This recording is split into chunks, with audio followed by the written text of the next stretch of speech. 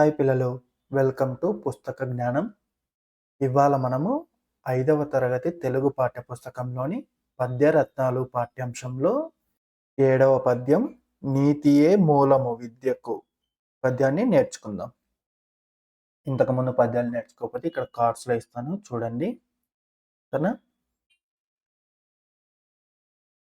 నీతియే మూలము విద్యకు, నీతియే పురుషార్థ తత్వ నిర్ణాయకమున్, నీతియే భూత ప్రీతియు, నీతియుతుండెప్పుడొందు నియత పదంబున్.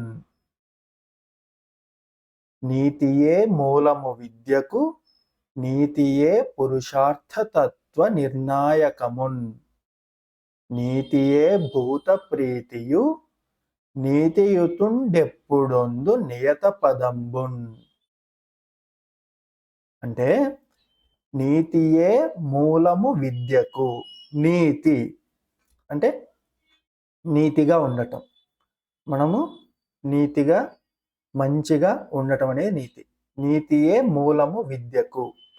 మనం నేర్చుకునే విద్యకు నీతి అనేది ముఖ్యమైన ఆధారం. అది ముఖ్యమైన ఆధారం, ఎందుకంటే మనం మంచిగా ఉంటేనే మనం విద్యని బాగా నేర్చుకోగలం.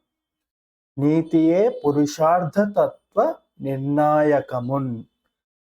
పురుషార్థ తత్వాన్ని నిర్ణయించేది కూడా నీతియే. పురుషార్థ తత్వాలు అంటే చతుర్విధ పురుషార్థ తత్వాలు ఉన్నాయి అంటారు. అంటే ఒకటి ధర్మము, రెండవది అర్థము, మూడవది కామము, నాలుగవది మోక్షం. ధర్మం అంటే చెయ్యాల్సిన పని కరెక్ట్గా చేయటం. అంటే ఇప్పుడు ఒక ఇంటి యజమానికి అతని ధర్మం ఏంటి? తన కుటుంబంలో వాళ్ళందరికీ బాగోగులు చూసుకోవడం, వాళ్ళకి సంపాదించి పెట్టడం అన్నది అతని ధర్మం. స్నేహ ధర్మం అంటే స్నేహితుడికి కష్టకాలంలో సహాయం చేయడం అనేది స్నేహ ధర్మం. ఇలాగా ధర్మాన్ని పాటించాలి. అలాగే అర్థం. అర్థం అంటే మన పరిసరాల్లో ఉన్న వనరుల్ని ఉపయోగించుకుంటూ మన జీవితానికి సంపాదిస్తూ, మన కుటుంబాన్ని పోషిస్తూ, మన జీవితానికి ఒక అర్థాన్ని సంపాదించుకోవాలి. అంటే మనం నలుగురికి ఉపయోగపడాలి. కామం. కామం అంటే కోరుకోవటం, కోరిక. ప్రతి ఒక్కరికి ఏదో ఒక కోరిక ఉంటుంది. కొందరికి బాగా చదవాలని కోరుకుంటుంది, కొందరికి చాలా గొప్ప పదవిలోకి వెళ్ళాలని కోరుకుంటుంది, కొందరికి దేవుణ్ణి చూడాలని కోరుకుంటుంది. ఇలా రకరకాల కోరికలు ఉంటాయి. అది కామం.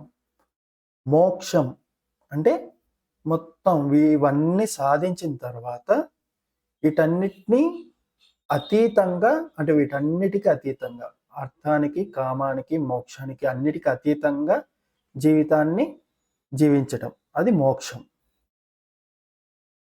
వీటన్నిటినీ నిర్ణయించే, ఈ పురుషార్థ తత్వాలన్నిటినీ నిర్ణయించేది కూడా నీతియే. అంటే నువ్వు నీతిగా ఉన్నప్పుడే వీటన్నిటినీ నువ్వు సాధించగలవు. నీతియే భూత ప్రీతియు.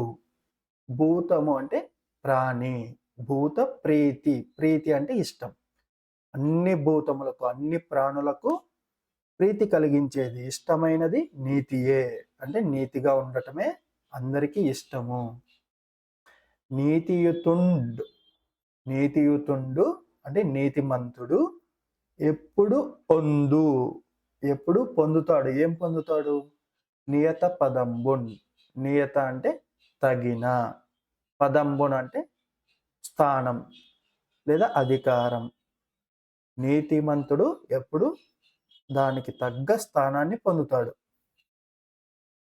ఏటుకూరి వెంకట నరసయ్య గారు ఈ పద్యం ద్వారా మనకి ఈ భావాన్ని తెలియజేస్తున్నారు. విద్యకు నీతియే ఆధారం. చతుర్విధ పురుషార్థ తత్వాన్ని నిర్ణయించేది కూడా నీతియే. సర్వభూతాలకు ప్రీతి కలిగించేది కూడా నీతియే. నీతిమంతుడైన వాడు ఎప్పుడూ తనకు తగిన స్థానాన్ని పొందుతాడు.